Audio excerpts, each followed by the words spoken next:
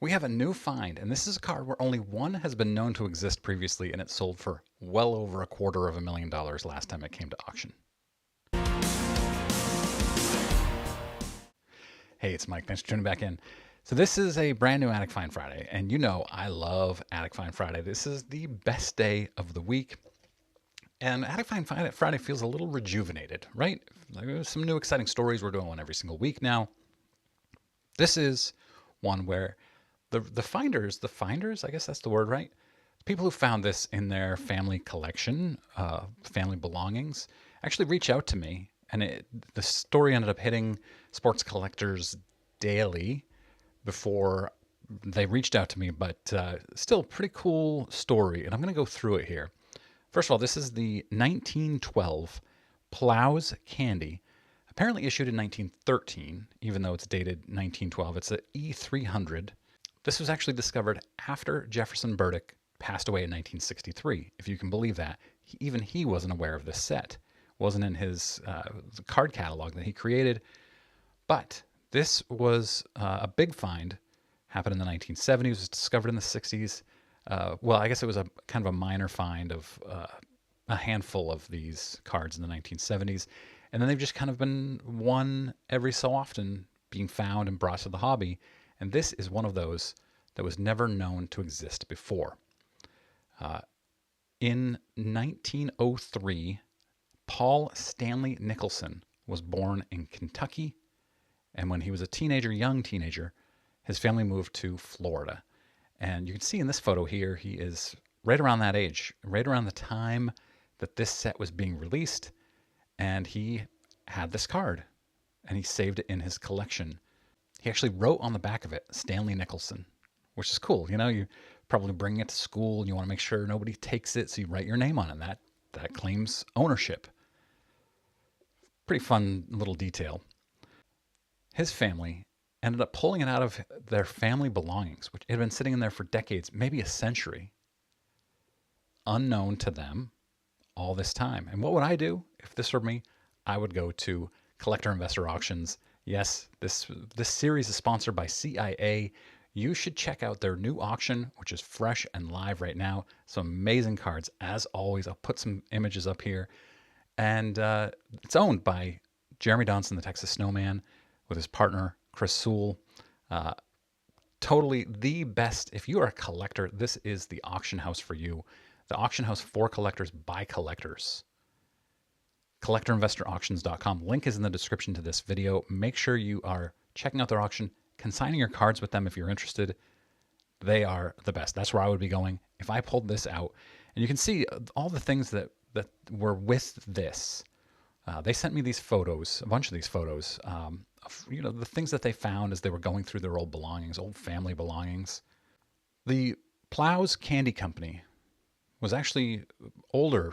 It had been around before 1913 when these were issued. And Mr. Plow had passed away 7 or 8 years before these were issued. His wife, his widow, and his replacement in the company issued these in 1913. They were actually sort of a premium, believed to be a premium for their upscale clientele, because they cost 52 cents, according to Heritage. They cost 52 cents per item to produce these, which in today's dollars is around $17. So you wouldn't just put these in a pack of candy in all likelihood, unless it was only going to a small kind of affluent clientele. And it's believed to just be regional. There are only about 180 known to exist out of all of these. And usually when you have that happen on cards that are, pre-war, 1913, it's typically or often means that it was just a very small regional issue. These are sepia toned. At the top they say Plows Candy Collection. Some of them are vertical, some of them are horizontal. Some of them have unique images. Some of them were then used again by Cracker Jack, 1914 and 15, as well as a couple of other sets like postcards. This family, the Nicholson family, pulled it out.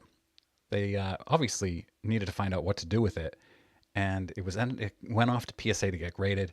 It got a PSA Authentic. It looks like it's in kind of rough shape, but it looks pretty good. Has some creases along it, But honestly, it doesn't really matter. When it looks this good, it's still going to probably sell for big money. So how much money? We had in 2022, the highest grade Wagner, the only other Wagner, PSA 7, in what was known as the Miracle Set, the number one set of the 1912 Plows Candy Collection. Plows Candy, yeah. I'm trying to say it all at once.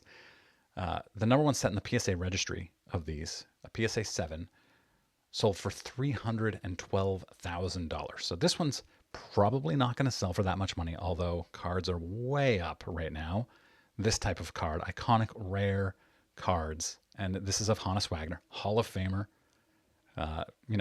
His card, his T206, is the most iconic card of all time in all likelihood. That and the Mantle of 52 Tops. And so there's a lot of demand for Honus Wagner cards. And I would not be surprised if this sells well into the six figures. That Miracle set, by the way, in 2022, there are 134 cards in the entire set. That Miracle set had 61 of them, almost 50% of the set. 44 of them were the highest grade in existence, and 23 were the only known copy of those cards. Pretty impressive. So that Wagner sold for $312,000. At the same time, a PSA 7 Cobb, one of only 9 known to exist, sold for $222,000.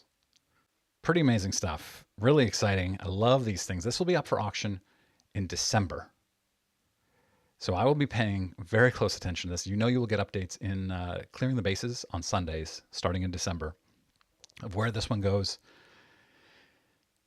Fun story. What would you do if you were to pull out your grandfather's collection, for instance? And this was the grandson named Kai is the one that Sports Collectors Daily interviewed about this. What would you do if you pulled out your grandfather's collection, you found a six-figure baseball card? What would you do with it? Would you sell it? Would you keep it? Would you pass it down? Let me know in comments. I'm always curious about this type of thing. I would sell it. I've got things that I would love to do with that kind of money. And having my most valuable card is worth under $5,000. I don't need to go from that to a six-figure card. That's just me. I doubt I would keep it, to be quite honest. And I don't think my grandfather had any cards. He passed away in 1988, and my other grandfather passed away in 2006, I think. And I'm pretty sure neither of them ever had any cards. Thanks for watching this. I hope you enjoy Attic Find Friday. I don't think I'll get a video out tomorrow, Saturday. I'll be working on putting up some new siding on the side of my house with my dad, of course, because I'm not handy, and he is extremely handy. And then Sunday, new Clearing the Bases episode. I might even work on it Saturday night, which is unusual for me, but I'm feeling like I might. I'm getting a new laptop. I have a new laptop. I just need to set it up. New podcast episode will be out Saturday, I think, on Sports Card Clubhouse. It's a really fun episode. Greg and I had a great time recording this episode, so make sure you check it out. Sports Card Clubhouse on Spotify or wherever you get your podcasts. And then it'll be up on our YouTube network, Sports Card Clubhouse, early next week. And I'm recording episode number 2 of my new podcast series later on this afternoon. Hope you guys will check those out. Have a great weekend. I will see you all soon.